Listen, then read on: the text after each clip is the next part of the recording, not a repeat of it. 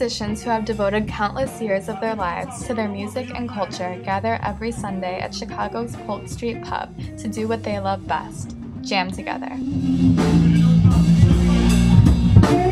Oh, yeah.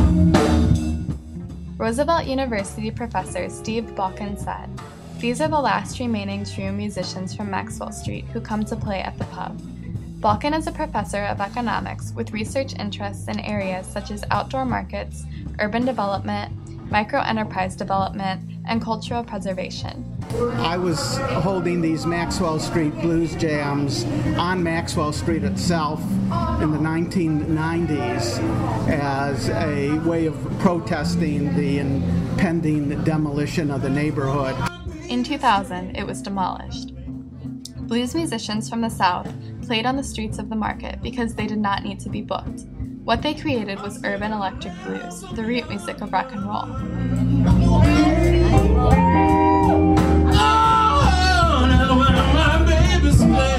The neighborhood tried to relocate to Canal Street, but there wasn't as much room for these musicians to play. Instead of playing outside, they now play at the Polk Street Pub. These are not only good musicians, but these musicians, most of them have their roots down in the old Maxwell Street area, which was the birthplace of Chicago blues. One of the musicians is Bobby Too Tough, who has been involved in the blues scene for over 60 years.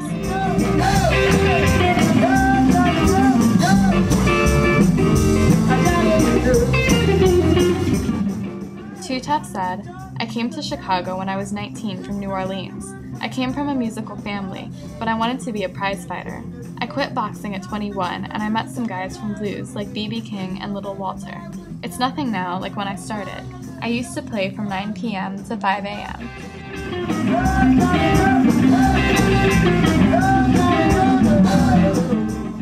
Tony Brown is another blues musician who is very passionate about the blues scene and the music he plays. From someone that's happy to someone that's sad, and that's what the blues is about. It's not always sad and tears from the eyes crying stuff. And people have get that perception, that's what it is, but that's not what it is. Blues can be anything you want it to be. It can be joyful, it can be sad, like I said, tell a story. It can be a happy story, it can be a sad story, it doesn't matter, but it's the blues. The person responsible for organizing the blues jams at the Polk Street Pub for the past 2 years is Lori Lewis, who goes by the blues name of Loreen. She has been involved in the blues scene for 30 years and started playing blues 10 years ago.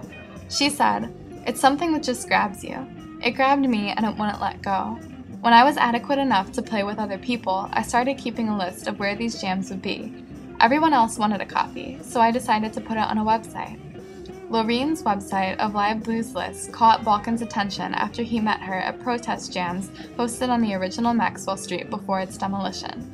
He encouraged her to organize jams. She had the care concern, she knew a little bit about the internet, and I thought if anybody's heart could be touched to try to keep this culture going, that it would be her, and I picked the right person. She is also a member of the Windy City Blues Society, a not-for-profit organization dedicated to preserving and promoting blues music and culture.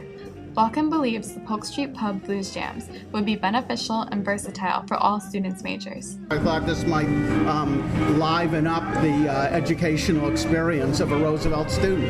Anyone who comes here will have a great musical experience and will have an encounter with history. Polk Street Pub Blues Jams happen every Sunday from 4 to 8 p.m. at 548 West Polk Street.